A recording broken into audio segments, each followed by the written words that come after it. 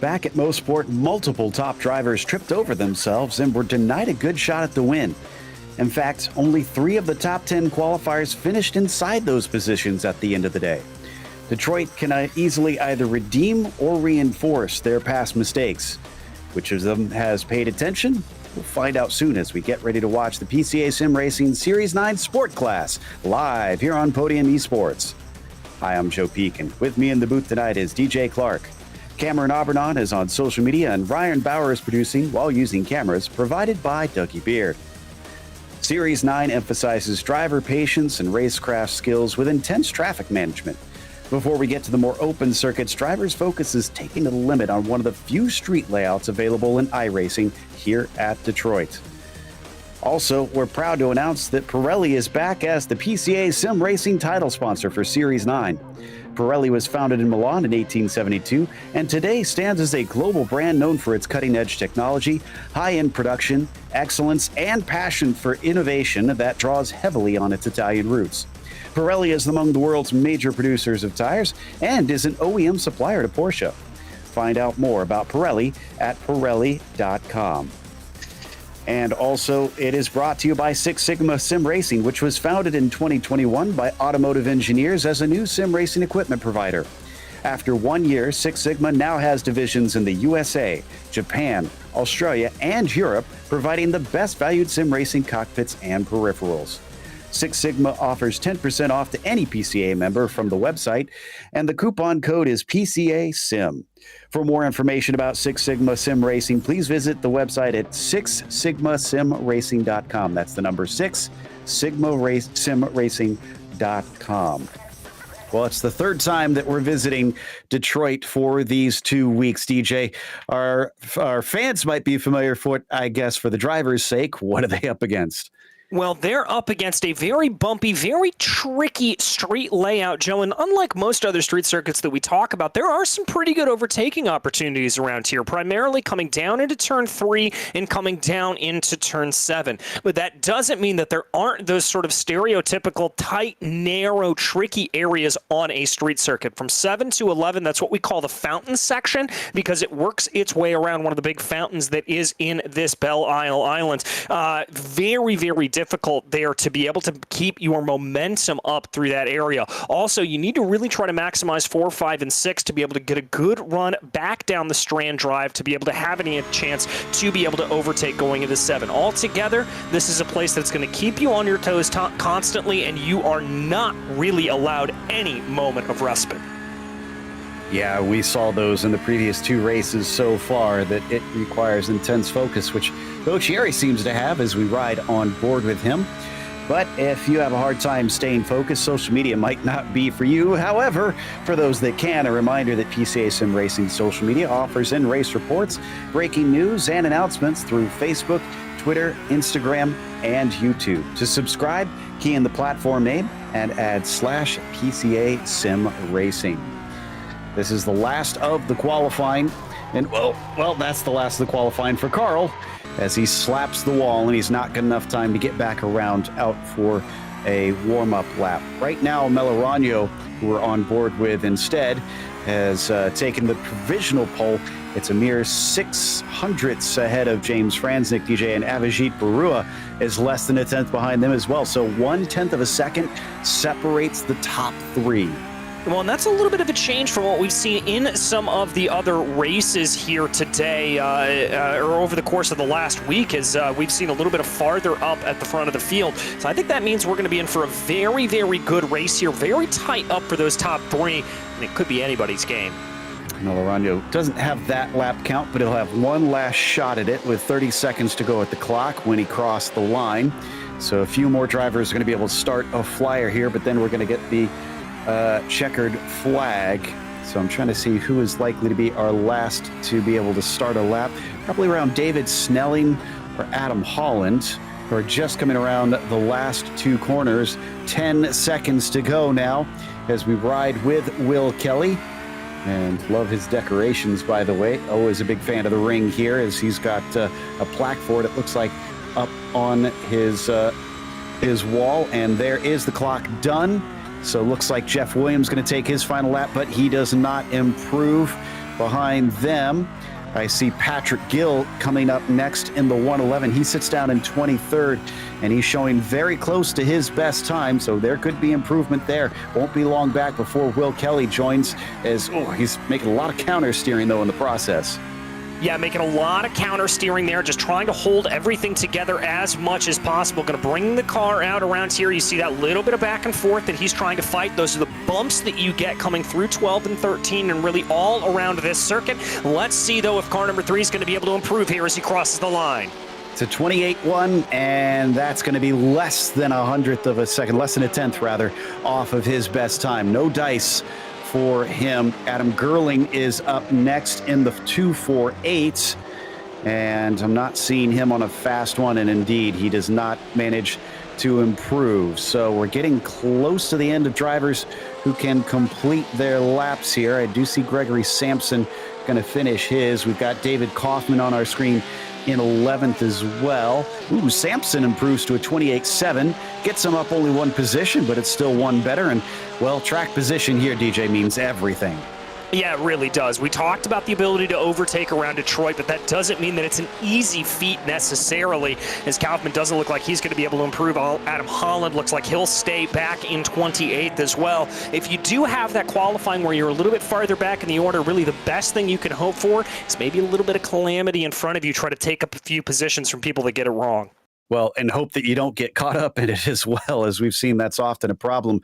Looks like the grid is now set for today. So on the pole, Nick Melorano is ahead of James Franznik. On the second row, Rosenthal is next to Barua. He must have jumped him late in the day. Adam Gerling will be P5, and Daniel Nix, winner from last round, starts in 6th position. Peter Sigourney will be in 7th. He's got Charlie Boyer to his outside. And then row 5 will be Kim Fricke and Will Kelly. From there on down, we continue to cycle through the fields as the grid lines up, but it will not be a full pace lap. They will wait until that pace car goes, and they'll get about 2 or 3 corners to try and prepare, and then they'll be on their way. But as we've seen for the other 2 races, DJ, early morning, so they'll need some time to definitely kind of get things ready to go. And I don't think that half a lap is going to get them up to 100%. No, it's certainly not. Only about 67 degrees Fahrenheit out on the track right now, so these drivers are going to have to be a little bit careful, particularly coming through turns 1 and 2. Those are 2 of the fastest corners on this track. Full commitment, a little bit of a lift when you're coming in off of the green flag, so you've got to be very, very careful and make sure you are absolutely feeling every bump and every little slip in the tires. You need to try to hold everything together. Nick's starting from 6th today. Last time out, he started it, I believe, from 2nd. Yeah, he was on the front row when he took that victory. Sigourney was in 8th on the start of last one. He wound up 2nd. Today, he's starting 7th. One up on the qualifying. Can he go 1 up in the race itself as well? We'll have to wait and see, as it looks like we're getting ready to take off because everybody is now indeed gridded up. And you can see we've got Sengupta as one of our onboards here today from the mid-pack.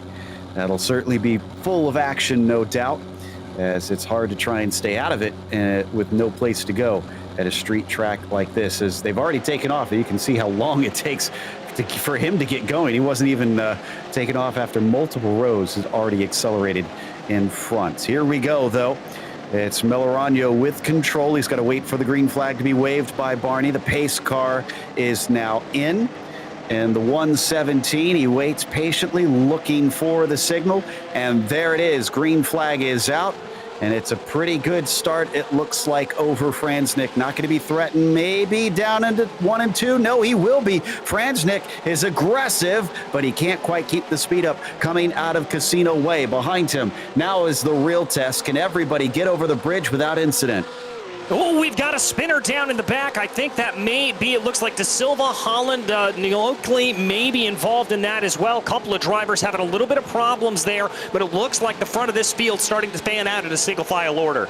Yeah, a lot of contact in there from about 4 or 5 cars. Unfortunately, now we've got another problem out of turn 3. It looks like about 4 cars stopped at the side of the track. That's not too uncommon on lap 1, but I'm not sure who all was involved as we check in on the 907 of Will Munguia on Will Kelly, but Kelly will come out on top with 15th place, and now they can get on the throttle along the strand. Yeah, and I understand that a little bit of aggression there from Munguia, but I think he would have been a little bit better served, Joe, if he had just waited to try to get the best exit out of turn 6. You see how much he's falling behind here down the straightaway. That's really because Kelly up in front of him was able to maximize that apex, and Munguia not able to do the same. This is a track that requires a lot of patience and a lot of thinking ahead on the lap, and that kind of thinking, that kind of mentality, those are going to be the drivers that see themselves move ahead. You see Gupta had a problem in the fountain section, so he becomes the latest driver to have to take a tow. Schultz, Holland, and Walton also did not make it around for the first lap, but it looks like we'll have about 33 of them potentially, unless others duck into pit lane here that are able to get by the start-finish line. Looks like Will Kelly is not among them, as he's got a meatball flag, so he's going to have to take his spare car and still have to take a pit stop later on. But the battle for the lead rages on. Franznik remains close behind at about half a second, although very wide behind them. That green car was Jeff Rosenthal really testing the limits and getting off into the grass. Yeah, and Rosenthal looks like he's losing a little bit of position here. You can see Avijit Barua and Daniel Nix, who we ride on board with, really being able to close it on him. Rosenthal's got about a 2-second gap, as that's going to be Barua going around. And at a really bad spot, that's coming out of turn 6, and unfortunately does get hit, as it looks like that is David Kaufman who wound up plowing into him in the end. I'm not too surprised, as that was really right across the racing line out of that corner. We jump back to the leaders once again, and that spin has meant that now Rosenthal is a whole 2 seconds behind. Yeah, it's a big gap there. 2.5 seconds here as it's tracking Daniel Nix, who had to lift off the throttle a little bit. He is now going to find himself about 1.2 seconds behind Jeff Rosenthal. And I think for Rosenthal, that's actually a good thing. He's not going to have to focus in his rearview mirror. He's just going to be able to focus on the road ahead of him and maybe see if he can close in on Franznik and Melorano. Yeah, if anything, you definitely want to clear track here at Detroit, and he's got it for now, but it won't be for long, because even though we've lost a few cars, or at least have had some taking repairs, we're going to see them get lapped soon enough. So let's take a look at Barua. Did he get any help on this, or was this on his own? I think, Joe, oh no, there was a little bit of contact there in front. I think he may have come into the back of James Franznik. If he didn't, he just tried to hold himself off a little bit and prevent any bit of that attack going on. So I think a little bit of both ways there. Oh, and we just had a problem. Oh, excuse me, that's a lapped car. Sengupta just made contact, almost scared probably did scare poor Jeff Rosenthal, who had to take evasive action onto the back stretch. But thankfully, no damage for the 713. And he's down to about 710. So there's been a mistake from Franznik, or if I'm looking up ahead correctly, he's got lap traffic in front of him. Kevin Schultz, unfortunately, it's become a bit of a roadblock as we ride on board slightly behind with Charlie Boyer. Now we take a look right here as he's trying to see what he is able to do right now. Boyer closing down in behind, and this is the ebb and flow that we're going to see over the course of this entire race. One driver's going to make a little bit of a mistake that's going to bring them back into the clutches of the rest of the field, and then you're going to have to be careful if you're one of those trailing drivers not to get over eager and try to make that pass too early.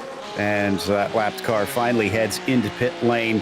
But the damage is done. Franznik has gone from half a second back to now 4 seconds back from the leader. He's going to need some help or some good pace here to try and catch that back up. What about last round's winner, Daniel Nix? He's now up into 4th position. And this might not be a bad place, because we could see a case of it just being down to attrition, and who keeps it on the island today. Yeah, that could very well be what we're looking at here today, trying to keep our eyes on these drivers right now. Here we see the 713 just working his way around. Rosenthal has been able to close that gap down, as we said. Franznik now with that little bit of a mistake. Now this is all going to be back into line. So here they go. Also hearing news that Robert Walton and Chris Pippen have both retired from this race. Yeah, sadly our first two officially out here today.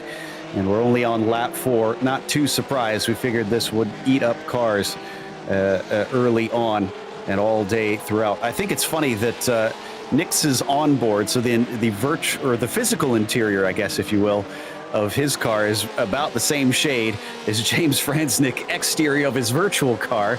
Both of them just absolute bright pink, which I do approve of. It's a very eye-catching color. And they come around to complete this lap. Looks like we've had some problems with Bob Moore farther down. Don't need to go to it, but he's trying to find an opening to get back in this race as well. So it's definitely going awry for a few, but we've still got plenty that are just cruising. Yeah, we've got plenty of drivers that are just trying to keep their noses clean here at this point. We look out the back of Jeff Rosenthal, and this is really how much this race can ebb and flow here at this point. Daniel Nix right behind him, putting pressure. We were just talking about Rosenthal being able to close in on James Franznick a lap ago. Just one little mistake around here, Joe, and that's all you need to throw you off.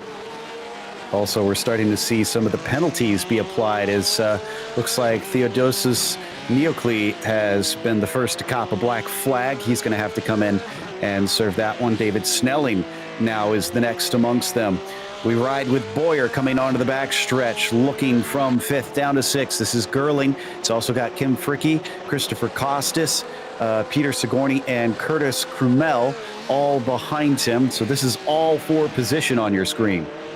Yeah, this is a battle that's certainly going to take itself as far as it'll go here as they work their way down through that fountain section, a very tricky area of the track to try to carry that momentum. As we said, as you come down here through 10 and 11, you've got to be applying the brakes as you're unloading the steering. It's a very, very tricky thing to get right, but all those drivers doing it absolutely perfectly. They're starting to catch up to Kevin Schultz, who was the one that held up Franznick and cost him that big gap to the lead, which has come down about half a second. It's now about 3.6, so maybe not as dire as I made it out to be. And Kevin Schultz is not pulling out of the way quite yet, but he also isn't completely caught up by Charlie Boyer. We'll see what happens when he securely catches that rear bumper. Meanwhile, we've jumped up to Franznick, Rosenthal, and Nix once again. Still a big hassle for Jeff as Daniel just fills those mirrors.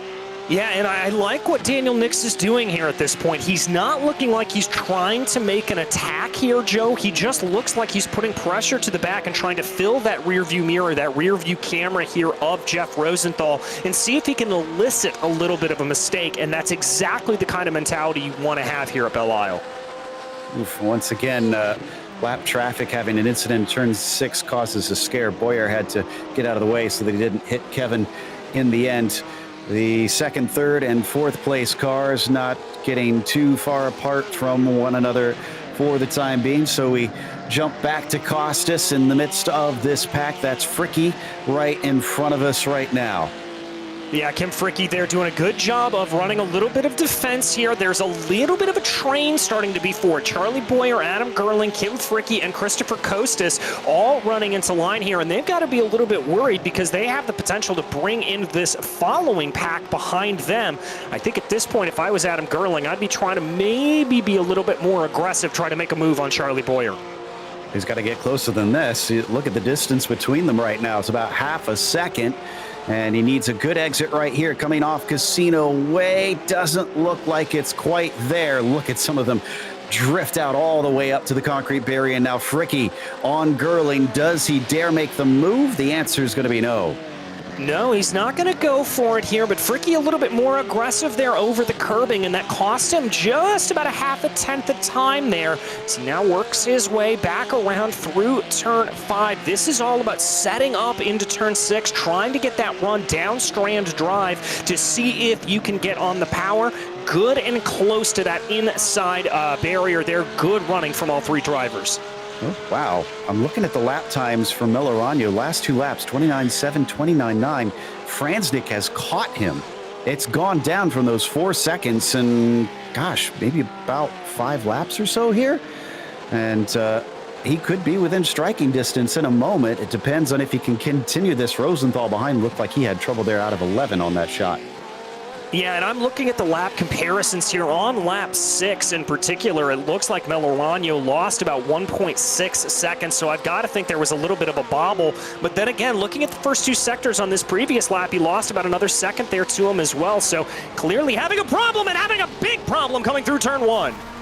And that is going to send him down the order very quickly. Melorano, amazingly, is not hit on one of the few places you've got grass on this track, and even gets the gap to get going. So he only falls down to 4th, maybe 5th. Boyer coming by him. Yes, he's going to be able to sneak through, and he should be able to stop the bleeding here. Let's take another look at it. I only looked over as soon as the car had already snapped. Let's see what happened.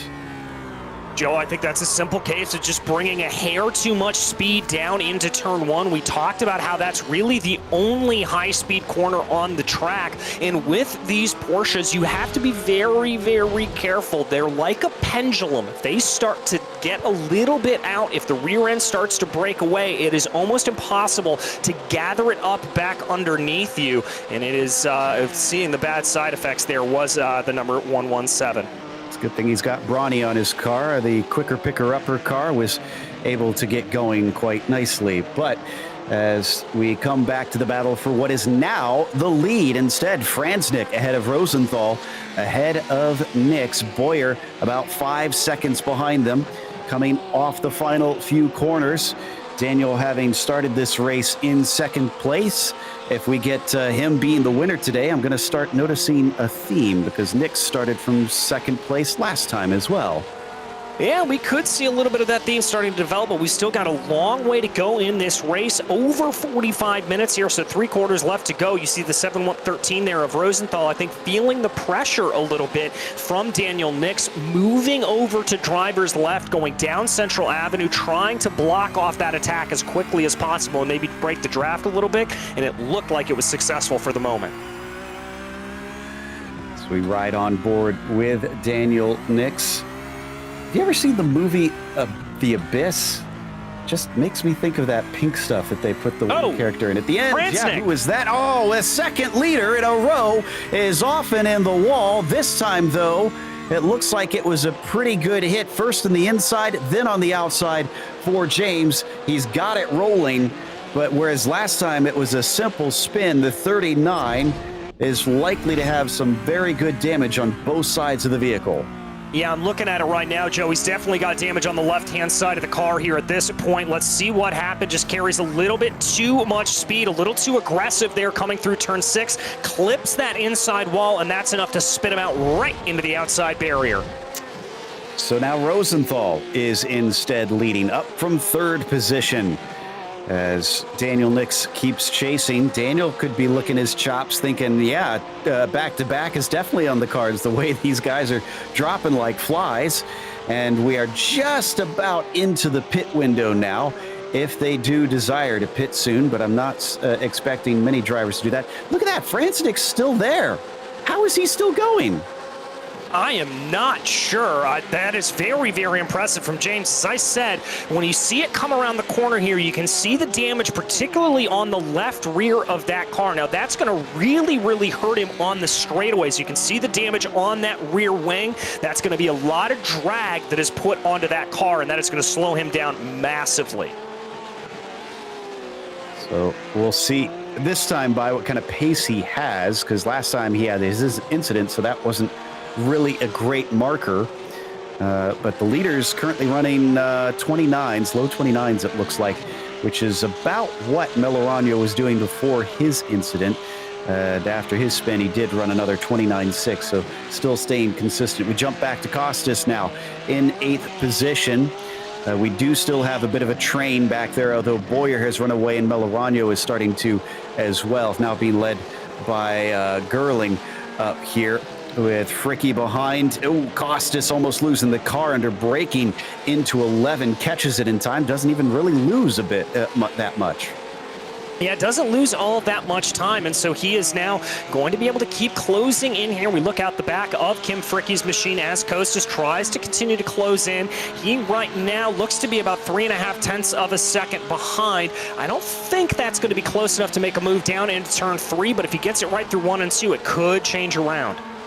Well, our assessment on Franznik may not have been accurate. He ran a 28.8, so he's running very good laps, and in fact, about the same pace as the leaders, both of them 28.5, 28.4, so they were just about 4/10 quicker. Krumer, in the meantime, down the inside, coming into turn 3, manages to get up to P12 with that one, and is going to demote Will Mungia. Good run there for him, being able to get by Mungia, and now is going to be streaking off into the distance a little bit in that 333 machine, already growing the gap of about 8.5 of a second. That is very, very impressive.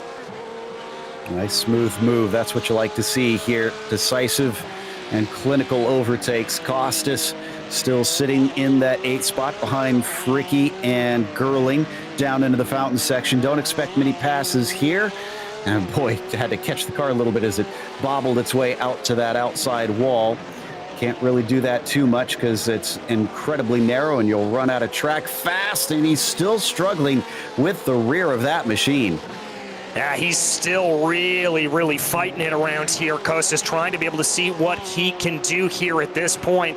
I think he's overdriving the car a little bit, Joe. This is not a circuit where you can do that. It'll come back to bite. Absolutely. Now, up here with Rosenthal, we're hearing word that potentially before this week, he had never run a lap here. And he is somehow leading this race and started from 3rd. So clearly he had good pace from the get-go. This is not just dumb luck in its entirety.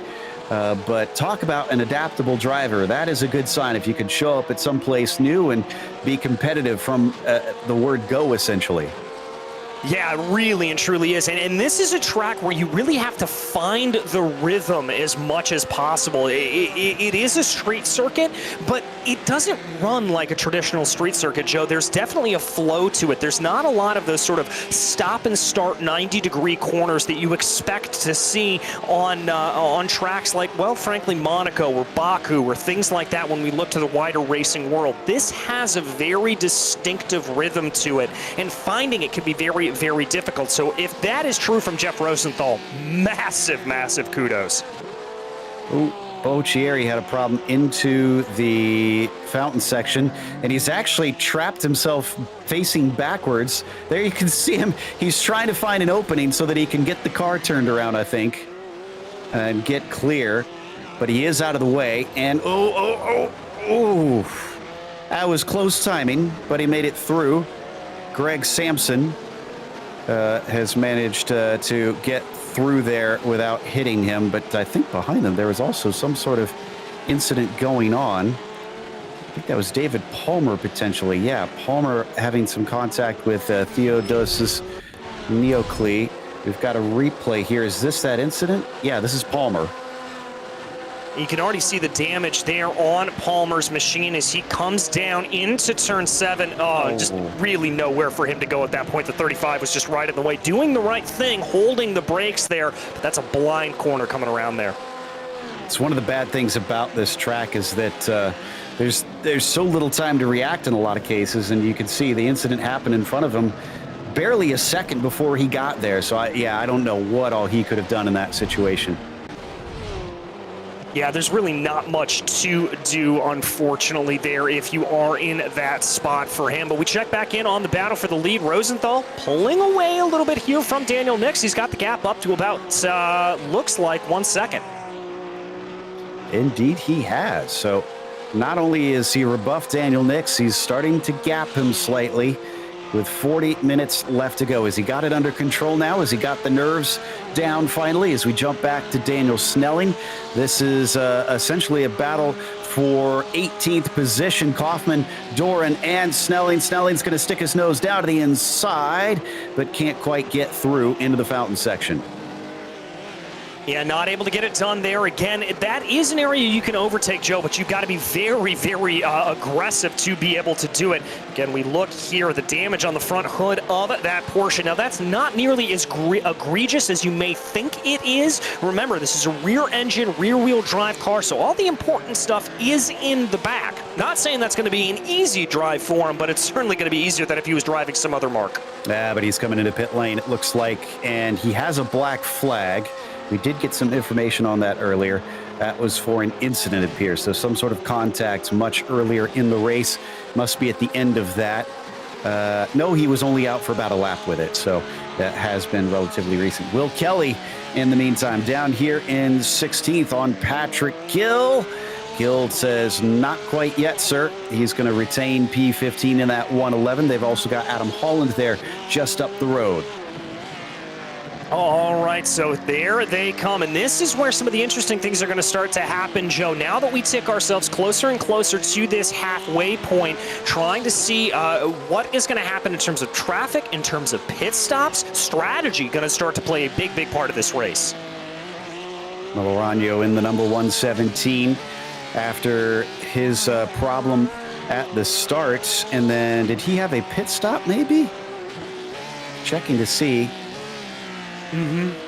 Yeah, so he's been in the pits, so that looks like a scheduled stop, and he did not take his, oh no, wait, nope, looking at the wrong car. Yes, he did take his spare car, so that might explain it, because I did see a little bit of an incident earlier on where he made contact with the wall, so I wonder if he decided it wasn't driving right and ducked it in.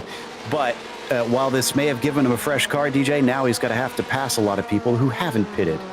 Yeah, he's really going to have to try to get his way back through, and that's one of the big drawbacks that you have if you come down into the pit lane early, is you're going to find yourself more than likely deposited into traffic, and that is not a position you want to be in here at Belle Isle. We've already talked about the difficulties to try to get on past.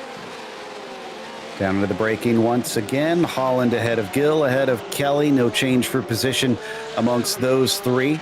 Gill looking back, but does look like they've reeled him in slightly by a couple tenths through one of the twistier sections up towards the backstretch. Who can get the run off of turn 6? Slight rise here that you have to manage, and the tail is waggling for the 144. He's pushing it. Yeah, he is really booking it here at this point, trying to see what he is able to do and get himself around. You can see that number 3 just darting across the track here for Will Kelly as they go down now into turn 7. Doesn't look like he's able to get the move done, and he's going to have to wait a little bit longer to get this passed. They separate slightly. Definitely haven't caught up to Holland there on the backstretch, so it must have been a good enough exit, even with the wheel spin that we saw out of him.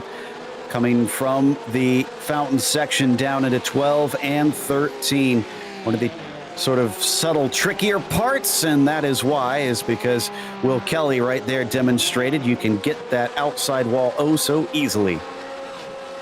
Yeah, very, very easy to be able to tag that outside wall. And that is exactly what happened. And now it looks like Kelly's going to be under a little bit of attack here from Gorel behind, as you can see just how quickly you can lose that momentum, lose those positions around here. Yeah, but looks like Coral didn't get a good run coming over turn 2 onto Central Avenue, so he starts to fall back slightly. Was trying to look through and check on who some of our hard chargers are. I see Craig Smith up 15, and there was a couple others that were up 15, but they've now lost positions. Mark Doran's up 14, and looks like we've also got one up 11 for Bob Moore. So there's Jeff Williams on screen right now in 11th, also up 14 positions himself, just ahead of Craig Smith, so one less gain from him. That's Doran right now in 20th and 486, another one up 14 positions. Going to take a guess that a lot of that was some of the attrition that we saw, because he started 34th out of 37. So either he's made a lot of phenomenal passes, or he's just kept it cool and kept it clean. Back to Fricky in the meantime in the 66, appropriately in 6th place. The number of the beast here, as he's trying to stop that and pass Adam Gerling to make it 5 for the 6-6. About 0.4 of a second behind here. He's really got to focus on his exit here, coming out of 5 and out of 6. We keep talking about this run down the Strand Drive. That's what he's got to just nail right here. But I've got to give a little bit of credit here to Gerling. Looks like he's backing up turn 6 there a little bit and is able to get a good escape down the Strand, and that should be able to be enough to hold him at bay. Focusing on those corner exits, it appears. Coming behind them, back to Merlorano once more. And now he's got Craig Smith starting to close up on him. That's interesting. Smith, another one that's gained quite a bit. He's up 13. No, excuse me. He's just past Smith, actually. So both he And Sampson, I think, must have passed Smith recently. Yes, they did. Interesting there, as that has been able to take place. Those drivers able to get by Smith, losing a couple of positions here. Not the best running there for Craig. He's still up 13 on the day, so let's not discredit that whatsoever. Will Kelly here in 16th, going to go side by side. And it looks like Patrick Gill will say no. And unfortunately, that's going to cost him a position. Coral manages to sneak through. Brave stuff amongst them. There was a big slip up, though, that definitely caused him to lose that one, just clipping that apex down into 7. Yeah, if you get a little bit of that apex, it's not nearly as dire as clipping the apex into 6, but at the same time, it can certainly spit you back out, and you've seen the problems there as, wow, that was a very, very wide run for the number 3 coming out of turns 12 and 13. He's got to be careful. He may make contact with the wall if he's not careful. Well, he wouldn't be the first, and I don't think he'll be the last here in this race down into 12 and 13. Nice little battle there. Hard to make passes, but possible. Looks like that's Steve Komatz beyond De Silva, and that's up to 23rd for him as they cross the line to start lap 18 as well. I see a few cars in pit lane, but I think some of them either taking repairs or sitting and waiting to be towed in. Yeah, that was Doran who just got back out, and he was in there for about a minute and a half, so he must have had to take repairs there. Ooh, and our leader that we were watching there, Rosenthal's up to 1.7 ahead of Nix, who you now see in the windscreen of James Franznik. Franznik has got it down to 2.2 seconds. Last couple laps, 28.6 and a 28.2. I dare say that James could try and run the leader back down. Yeah, he certainly could here, and I'm very, very surprised by that, Joe. I would have thought that that damage on the rear end of the car would have maybe affected the suspension a little bit with just as hard of a lick as it was, but clearly Franznik not having any of those problems, and he's looking to be in the catbird seat here. I'm honestly just as shocked. I was shocked enough when he carried on and was running competitive times, but to still be faster, this is really incredible stuff. And if he wins the race, that's a drive of the race for me. Yeah, I got to agree with you there on that. To be able to fight through that damage and fight back through the field here, he very well could be in good position. I think it could just come down to a little bit of pit stops. And let's not forget the fact, as our director Ryan Bauer was just reminding us, he'll get a spare car if he comes down into pit lane. Well, and that begs the question, DJ, with the damage on his car, with him being faster, he doesn't necessarily have to come in, but would it behoove him, now that he's caught them, to pop in, take the spare car, and see if he can jump them that way? Well, I think the one problem here on that for him, as I look at the track screen, is he may find himself coming out right around into the battle, back around 7th, 8th, 9th position potentially. Oh, yeah. And so if he tries to pit in a little bit early, he's just going to find himself in trouble, and that'll throw him off. May want to try to eke out the gap a little bit more, or just maybe try to run the fuel tank as dry as possible. It doesn't look like the damage is affecting him that much. Yeah, it really is just amazing to see how quick he's able to race. Last lap was a 28.3. Nix, 28.3, actually matched him that time. Rosenthal, though, a 28.6. So second and third were faster than the leader on that run around down into turn 7. Nobody really making enough gains to try anything this time for this trio. Also worth mentioning that Boyer is behind them in 4th, but it's a whole 7 seconds, so they're really under no threat for the cars behind. Yeah, they're really not. They're pretty much in an island up into themselves here as we focus in on the number 22, Charlie Boyer, that we talked about. Now, Boyer's one that may want to think about coming into the pits here sooner rather than later. He may be able to find himself in a nice little gap here, pretty much right ahead of Nick Melorano, who's now trying to make a move. Remember, he was at the front of the field earlier. He's got the speed. That was Bernard that you saw at the side of the track there. Melorano, managing to force him off the line, and Sampson has to give it up in the end. But a little bit of a scary moment for the 117. That will net him 12th place. He's also the highest driver to have pitted But since he was behind and he had two incidents at least up till now, I don't think he's going to manage to re-inherit the lead. And based on what I'm seeing with his lap times, he's not consistently faster than the leaders either. So I wouldn't bank on him being back up at the front, but he might be able to at least sneak into the top 5 when the pit cycle finishes up, as we come back to Krumel once again, just behind Sigourney and Costas. Yeah, and he's going to be trying to work his way forward here, hoping that that battle between Sigourney and Costas gets a little bit tighter, although a little bit sketchy there coming off at turn 5. That almost lost the rear end there for Krumel. Down towards turn 7 once again. Just a little bit of looking back and forth amongst them, but all back to the racing line once they get on the binders down into that right-hander. We're now past the halfway point of the race. We're still missing the vast majority of the field for scheduled pit stops. We have seen a lot of them in very early on. And we are missing what looks like 6 cars officially right now having retired. We do still have 31 on the circuit. Yeah, plenty of cars still running here, and again, that's really a testament to just how strong of a series this is, and that everybody has been able to continue on. We watch here as it looks like we do have a taker down into pit lane. That's going to be Kim Fricke. Ooh, and Nix and Franznik just about had a swap around. There was a try around the outside from Franznik, but unsuccessful. Nix was able to keep him behind, so Franznik, now that he's caught him, has decided it's time to go. Let's see if I can overtake. Doesn't look like he's close enough, but if he wants to get closer, he'll need to get that last 10th. And to do that, driving technique, car setup, and telemetry analysis are just a few things you need to squeeze every last 10th out of your lap time. Join our very own physicist, Nicky Chan, who you may know from his P4 finish in last season's Pro class, as he explains all this and more in scientific yet easily digestible YouTube videos at last10th.com. Watch today so that you can enjoy squeezing every last 10th off your lap time and beat those personal bests. Last 10th, better car, better driver. So, he's fallen back just a little bit, though. It was a couple tenths. Now it is down to 9 tenths, so he'll have to regain and see if he can get up to him.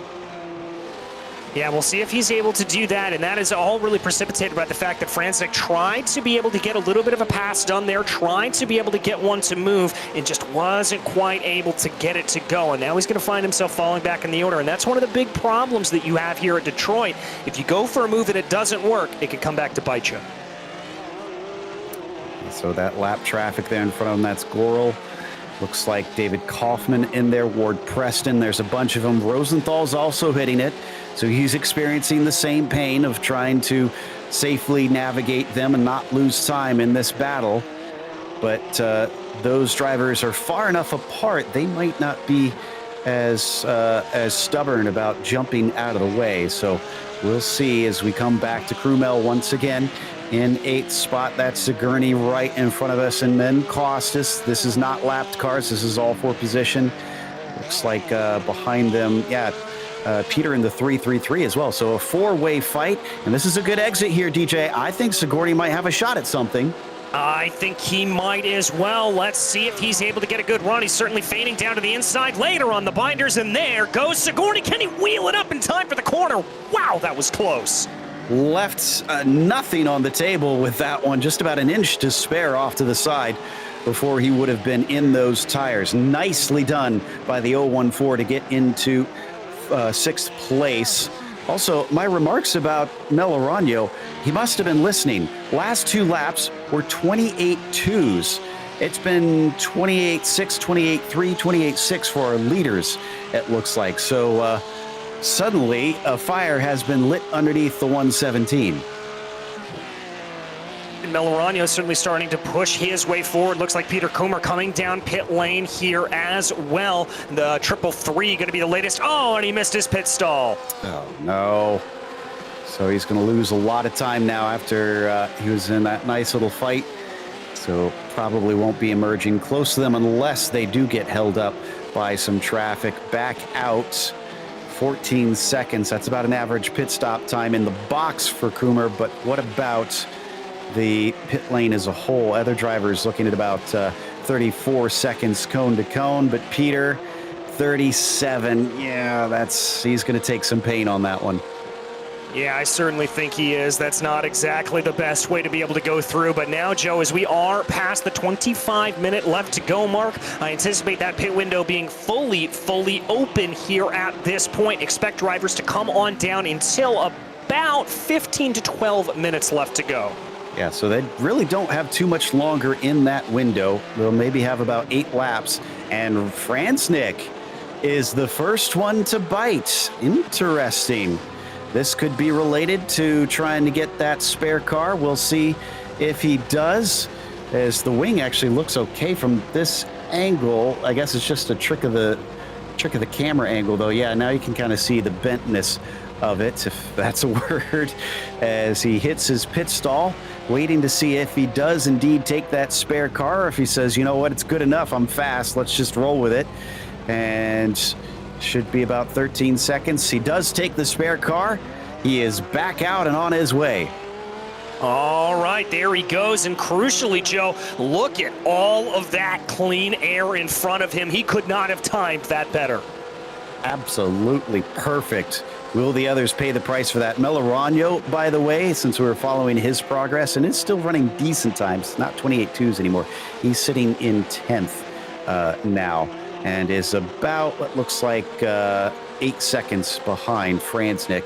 So that gives you an idea of kind of where he's going to wind up. Meanwhile, down we come into the braking for 7 once again. Sigourney and Costas. Christopher doing a good job clinging to the rear wing of Peter here after he made that overtake a couple laps ago, making sure that he can't run away scot-free with this one. No, he's going to be trying to close in here on Sigourney, but he's got to watch out. Curtis Cromell not too far behind him as well. A little bit of a three-way fight starting to play itself out. Not seeing Rosenthal or Nix responding, though, to Franznik. They're going to keep on going around. Okay. Wonder how aware they are that Franznik is in clear air. We do have a taker back there. That's Krumel in the 41. Okay, so now another top 10 driver pitting in. Franznik came back out within the top 10, worth noting. Krumel's a little too far away. In fact, Franznik just went by the start-finish line now, so easily passed. Will it be maybe around Melorano? Not thinking so. Nope, Melorano is through. So where exactly is the 41 going to be fighting for once he finishes? As we watch Will Kelly here on board for 13th position, which is actually just about where Curtis might come out. Yeah, just slightly ahead of them. You might see him up the road a little bit here once they come off of turn 2. He emerged ahead of David Palmer, who's a lap down. This is a very good run from Will Kelly. And the damage there on Gill probably not doing him any favors. He stays to the right-hand side, but breaks earlier than Will Kelly, who chops down and takes 13th. Ooh, that was very, very close there for Will Kelly, but just able to get it done. A fantastic move, and that is going to promote him up into 13th place. Now, he has come down into the pit lane, but remember, that was the pit lane after the first lap, so he still owes us a pit stop. But Daniel Nix from second place is now in pit lane. I wonder if he saw what was going on with Franznik and is trying to respond. We don't have a full flying lap. We won't until this time by, and by that point, it'll be a bit moot. Nix hits his stall. He's at 10 seconds now, looking for Franznik. He's coming across the line. Nix really has to get going. Is this going to be enough? No, Franznik is easily by. Nix has been jumped. He's lost second place. Oh, and we were wondering about that outright speed from James Franznik. Now the question is all going to be on Jeff Rosenthal, if he's going to be able to keep ahead here at this point. That lap was a 27.7 for James. He is booking it right now, and he wants to try to make the best of this clean air. Look at that. So up to 6, but we're expecting this is second, maybe even the lead. If I'm Rosenthal, I'm thinking I better pit now so I don't get jumped in the strategy. Yeah, I've got to agree with you there on that. The only thing that may come into play here for Rosenthal is he does have a little bit of clean air up ahead of him. I wouldn't be surprised if he stays out for one more lap. He's got Bob Moore about 2.7 seconds up the road. There you can see him going through, so maybe he just wants to maximize that clear air before he's got to come back and get into a fight with Franznik. Yeah, but here's the problem. At 28.5 and a 28.6 last two laps, Franznik a 27.7 on one of those. We have to wait for him to come around for this latest one. If it's even mildly faster, then it's been a monster gain by James. Yeah, it certainly has. A couple more drivers coming down into pit lane. Charlie Boyer looks like he is coming on in. A few others there. Avijit Barua and I believe Adam Holland coming in as well. Franznik ran a 27.9. So yes, he is still gaining hand over fist. I fear for Rosenthal that the lead is gone even if he pitted now, because Franznik has been running a torrid pace. And at that rate, he won't have to overtake anybody except lap traffic and just cruise to the victory. Yeah, and that could be what the play is here. We're going to have to keep our eyes on Jeff Rosenthal, though, as he leads a handful of drivers yet to come down into pit lane. But I think you're right, Joe. I think this is going to be a little bit too little too late for Rosenthal, and I think this may just be in Franznik's position. Of course, we've seen a lot of crazy things already last week with the club and pro classes.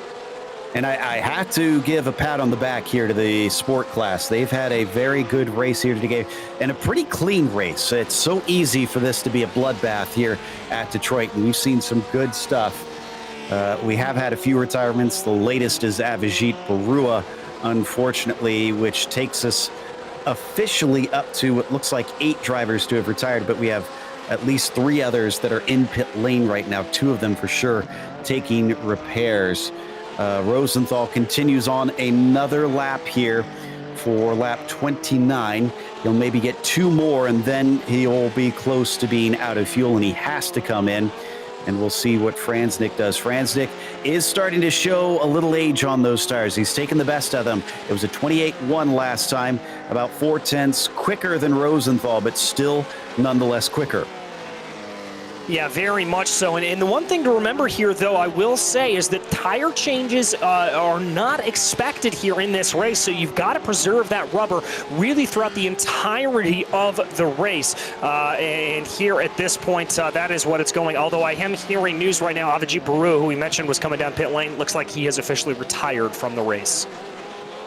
So now we're waiting on Rosenthal, Gerling, Sigourney, and Costas to pit. Greg Sampson, Carl Boccieri do still need stops, but the top 4 are the main ones that we are watching. Rosenthal stays out once again. It's a long ways back to Gerling. Pretty much Rosenthal is the only leader that hasn't pitted. Everybody else is mid-pack and just kind of hanging on to run some good laps close to the front. Yeah, I think everybody else is just trying to maybe see if they can extend this tank as long as possible. Looks like we've got a couple of takers, though, coming down here. It looks like that's going to be Gerling and Sigourney. Costas, who we rode on board with, decides to stay out. So that's going to really only leave about 4, maybe 5 drivers yet to pit. So Franznik now moves back up into 3rd position. Behind him is Will Munguia, but that's a lapped car, so that's not of our concern, and definitely not of concern if you're James. So where is Sigourney and Gerling going to emerge here in all of this scrum? They come out almost exactly at the same time, actually, in front of us here in the box. And that was certainly an interesting ballet. They are going to emerge what looks like around 9th or 10th. Boyer going to come out between them in 9th place, actually. Interesting stuff. That car, Patrick Gill, is not battling them for position, and he's actually going to make sure and give it up to Sigourney, although he overshoots the corner slightly, somehow keeps it out of the grasp. That didn't look too steady to me. No, it certainly did not look too steady, and it just goes to show you have got to stay on your stuff, as here comes Rosenthal finally down into pit lane. There's the bottom of that fuel tank, so he'll close his way towards his pit stall, but how bad is the damage? Because, let's see, last lap, 28.2 for James. We won't get an accurate reading for Rosenthal because he's pit in, but it's still looking like Just unbelievable pace for the 39. He lost the lead earlier with wall contact that we thought would send him straight into pit lane, but it certainly was not the case. We're only 10 seconds in and he's passed him. And look at that. Franznik just has not a care in the world. In fact, Rosenthal is going to get beat by Nix as well. He goes from first to third in the pit sequence. That's a tough break there for Jeff Rosenthal as he will emerge in that third place. Hopefully be able to hold on to the podium here. He's got about a 2-second advantage over Nick Melorano as we focus back on Carl Boccieri, as Boccieri is in a nice little bit of a battle here with the 74. Going to have the inside down into the braking of turn 7. Craig Smith in the 74. Doesn't really fight it. He brakes early and lets Carl through. So Carl moves into 20th now. Well, we've had a problem for Costas. Something's happened to Costas. He's parked it on Central Avenue. And this was after a pit stop. That is strange, unless he just forgot to add fuel to the car or something. He literally pulled out and then just comes to a halt. Yeah, this is very, very strange indeed. I've got to think this is a fuel miscalculation or something of that nature. He didn't put fuel. Look at that, Joe. Yeah, look and listen to that. I've done that before, but that's when someone else, I had a teammate that was messing with the fuel as my crew chief. And so he had different settings, and I had accidentally turned the fuel off when he had turned it on for me already. So I don't know if that's the case there, but that's the only thing I can think of, because that's very unusual to miss the fuel, of all things, where fuel's the only thing that you want to take in the pit stops. Yeah, that is a little bit strange, and obviously sometimes these drivers will have things hotkeyed to their setups to be able to have those ready to play and ready to bring out. I wonder there if he maybe just pressed an errant button or something like that. Yeah, that could be. That's a good point. Meanwhile, Melorano, look at this. He's running 4th right now. Yeah, he had a very scruffy start to the race, had some incidents, had to take his spare car, but he's not doing too shabby. He's 10 seconds off the leader and only a second and a half off of the former leader, Rosenthal, in front of him in the bright green. Yeah, there he goes. Melorano doing what he can here at this point. He's got the gap down. Remember when he said we said he came out of the pit stops about 2 seconds behind. He's cut the gap to about 1.5 here at this point. So this could be a little bit of a battle for the final podium position. I don't think the win is on, but a podium would certainly brighten his day. As, whoa, what's the action going on here coming out of turn 3? Komats and Evers. Evers going to take that spot. A bit of a strange recovery off of that corner. Sampson sits behind them. This is all 3 for 11th, 12th, and 13th. All right, so this is going to be a little bit of a play here for these drivers. 3 of them very close. Evers, Komats, and Sampson. As you said, we ride on board with the number 91 right here, sitting in the popcorn position to this battle. Getting close down to the braking. Komats thinks about it and then dives back to the racing line. Yeah, we're watching certainly there from Sampson on board for a while. Maybe hanging back just a little bit to give them space in case something happens with this. We've already seen a few cars make contact with one another and black flags be handed out. And there's definitely some damage on a couple of those rear wings. So these guys are no angels as well today. No, we've seen a lot of these drivers getting a little bit scruffy out there as they run. A little bit unfortunate to see, but obviously these drivers just absolutely putting everything on the line, Joe, and that's kind of what you love to see, right? Whoa, Komats down to the inside of turn 1 of all places. Evers doesn't fight it and lets him have it back. That was a bit strange. Sampson now going to capitalize with a good exit onto Central Avenue, and that's another early braking. I wonder, is Evers... Oh, Evers still has to pit, that's why. He's taken his pit stop early in the race due to some damage, so he's going to hand all this back later anyways. So I think he kind of knows the deal, and he knows this isn't his fight. Yeah, and that's some good play there from Joe Evers, I think, just recognizing that is. Meanwhile, we've got a battle for the final podium position. Rosenthal has officially been caught here by Nick Melorano. It's down to half a second. He's got 10 minutes to try and make this overtake. We've seen it's going to be difficult, especially for the leaders, unless they can get a mistake out of their rivals. So far, I want to say the only mistake we've really seen out of Jeff was his pit strategy. Otherwise, he's been pretty calm and collected out there. Yeah, he's really done a good job here at this point, and we'll have to see exactly what he is able to do with it. A little bit of a wide run there for Melorano. You can tell he's pushing. Going hard there, trying to make up time on Jeff Rosenthal as we hop on board. Watch the hands. One smooth motion through turn 6, not wanting to take multiple stabs because you just don't have the room for error through there. Still down the strand, just trying to straighten out for the longest acceleration zones on the track, then braking into an incredibly tough kinked entry. Takes just a tiny little bit of curb, not too much, and then it's into the fountain section for him. Yeah, he'll bring it around here. Just at this point, it's all about just trying to keep up in front. Now, they are going to have a little bit of lap traffic to deal with. That's David K. Palmer right up ahead that they're going to have to get by. Palmer doing the gentlemanly thing, getting out of the way and letting these two continue their battle on. Nice sportsmanship from everybody involved. Melorano from the pole down to 4th with just a few minutes left to go and has been putting the pressure on to Jeff Rosenthal, who used to be in that P1 himself, and suddenly he now discovers he could fall off the podium as they rise over the crest of 2. We check in on Charlie Boyer as well. He's chasing Gerling, but Peter Sigourney is behind. Curtis Krumel is back there as well. Curtis up 5 spots from the start, 15th to P9.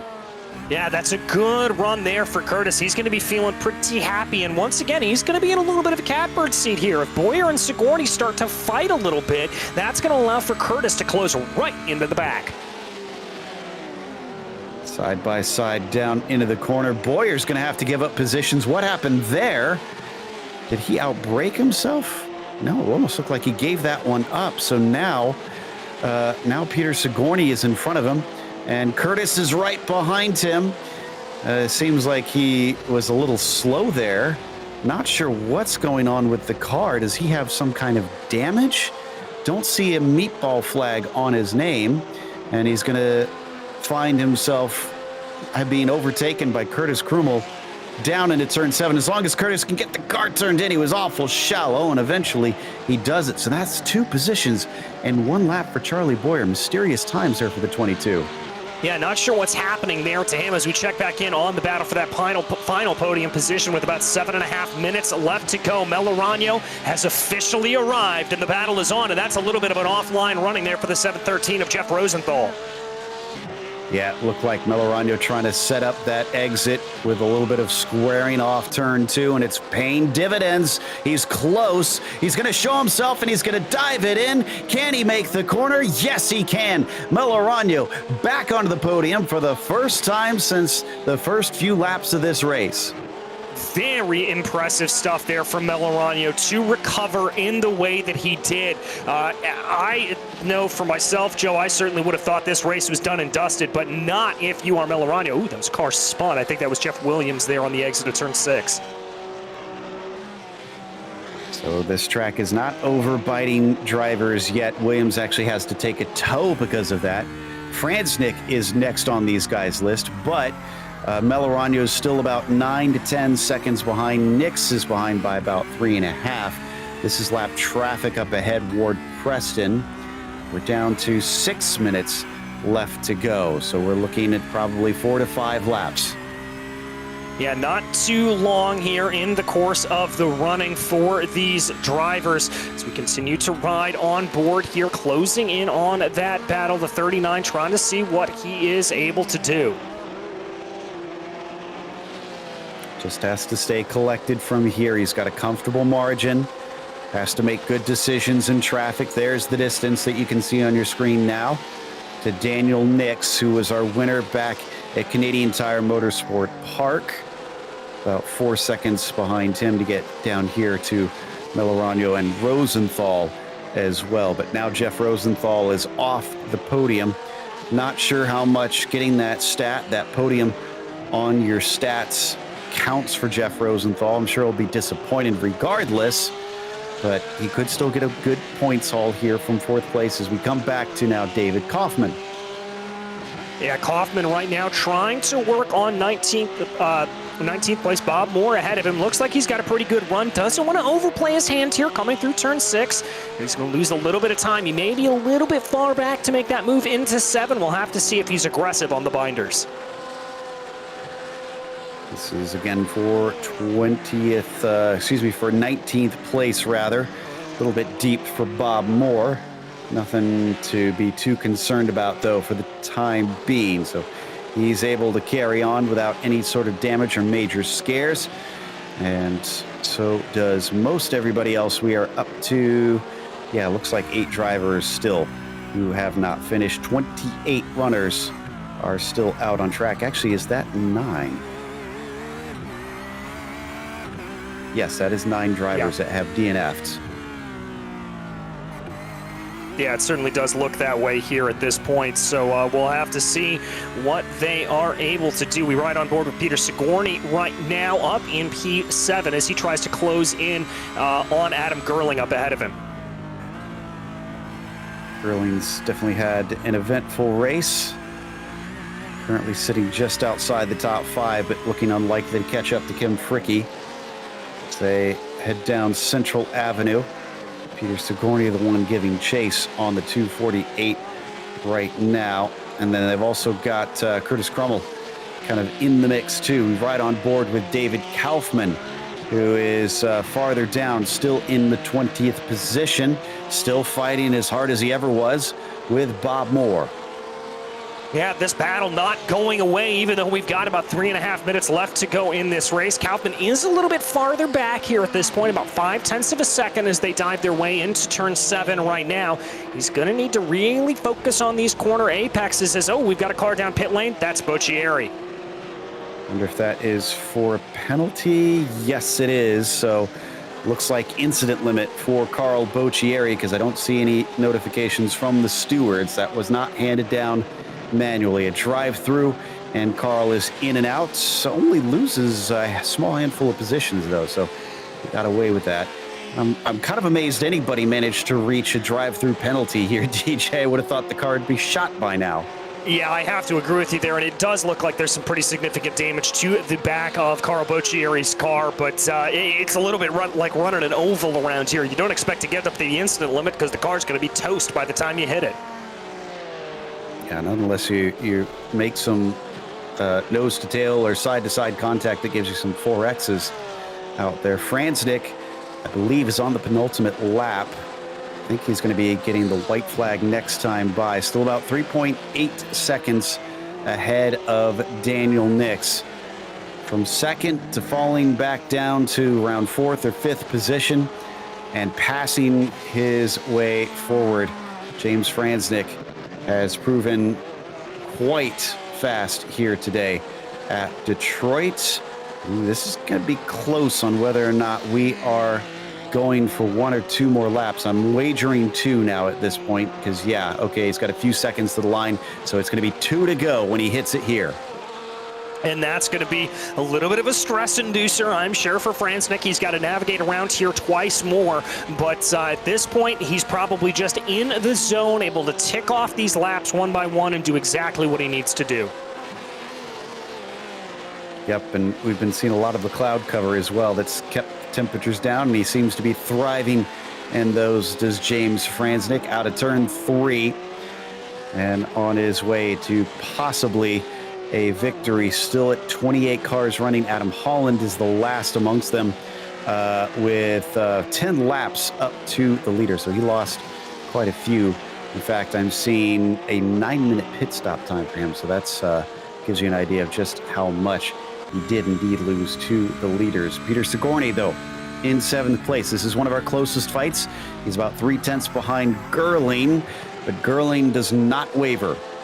No, he's not going to give it up here quite yet, and that's going to be a fantastic run there for Gerling. Just trying to hold him at bay here at this point to see what he can do.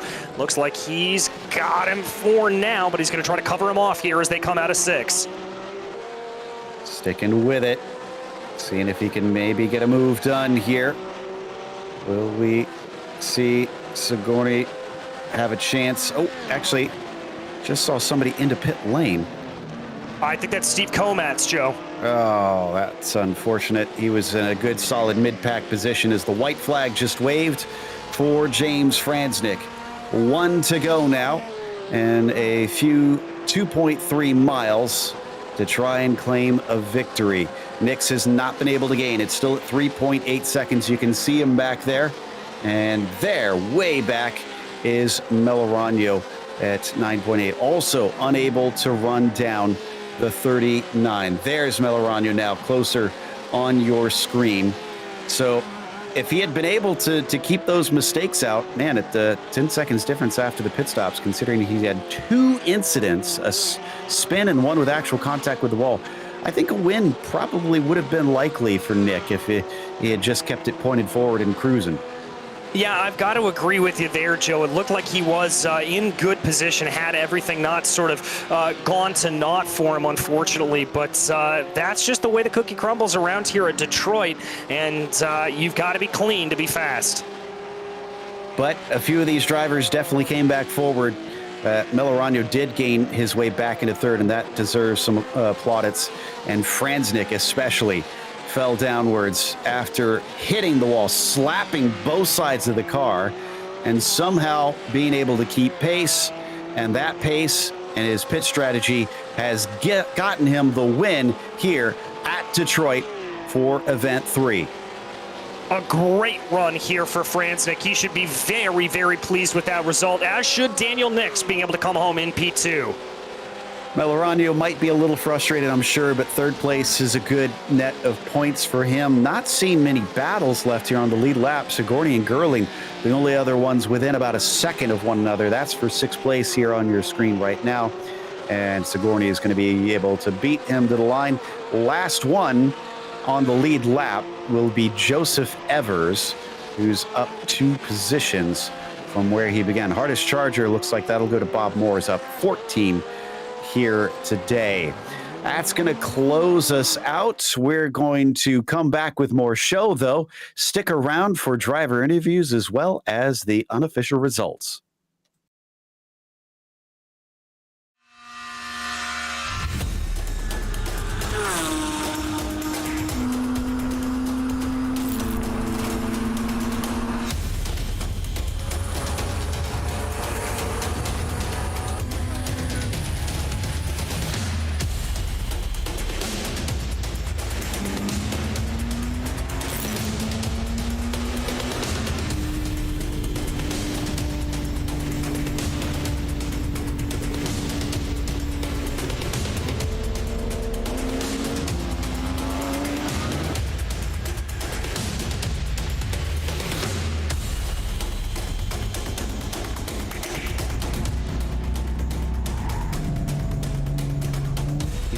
A little earlier if that's going to be the case. He's actually got a nose ahead as they come down into the braking zone. He's going to do it the hard way.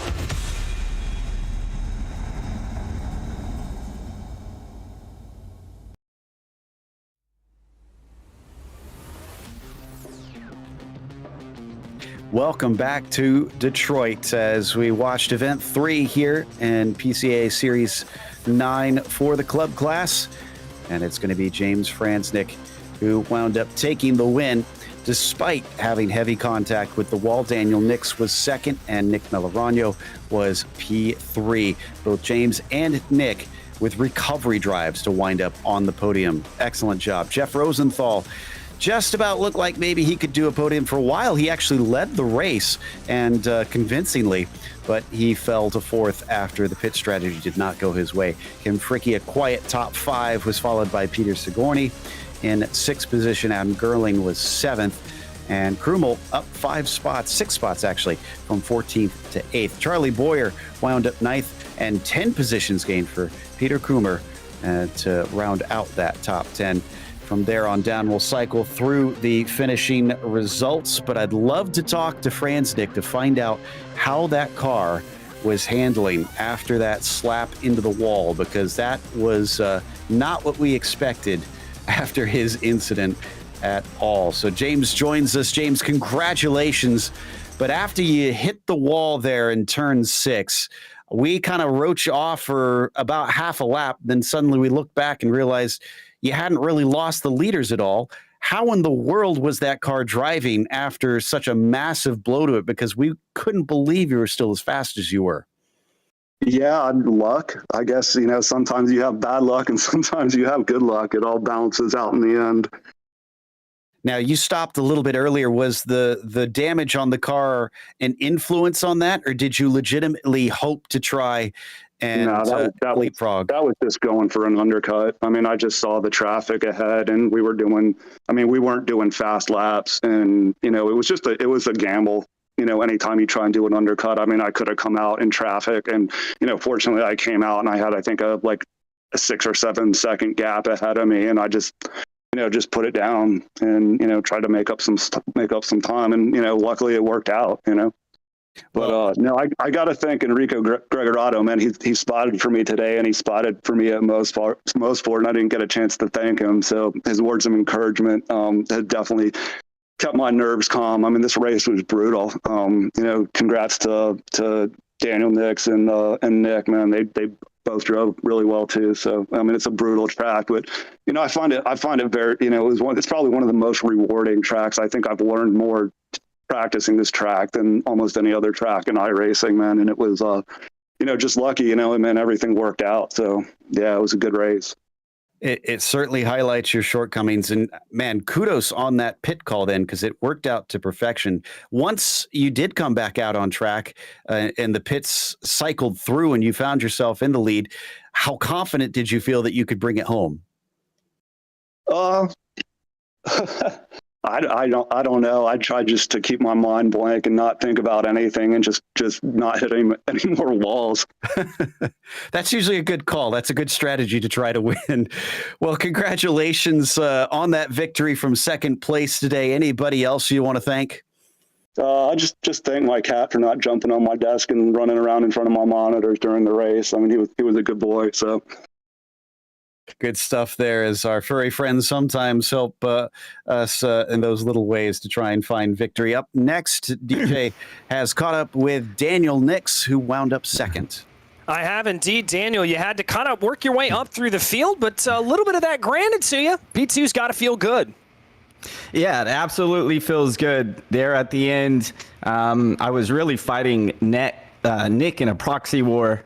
So I laid down a good lap to show him that he couldn't close the gap. And there's a lot of mind games in this race today, but it ended up really working out for me today. Well, it certainly did. And talk to me a little bit about those mind games, as you said. I mean, so I'm assuming you're really watching the relatives there as everything goes along and keeping an eye on all of that. Yeah, I knew Fresnick had a pace, and he was holding back a lot, so I really wasn't focusing on Fresnick. I was worried about Nick. Nick is typically faster than me on this track, so when I saw him behind me on the relative, he was 6 seconds behind, and I said, you know what, I'm going to lay one lap down just to show him it's not happening, and I ended up throwing down my fastest lap of the race, and he heard it, it's set, and I was just trying to get in his head. Well, we head a couple of hours south, a couple of virtual hours south next time out, and we head to the Indy Road course, the newly scanned one. Have you had a chance to run that new upgraded layout, and how do you think it's going to go?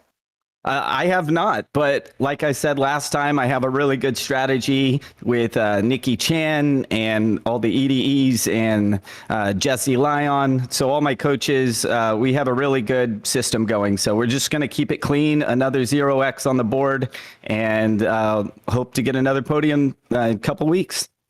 Well, I guess that's all you can ask for, Daniel. But as for today, a P2 following up after your victory in Mosport. Who makes this possible?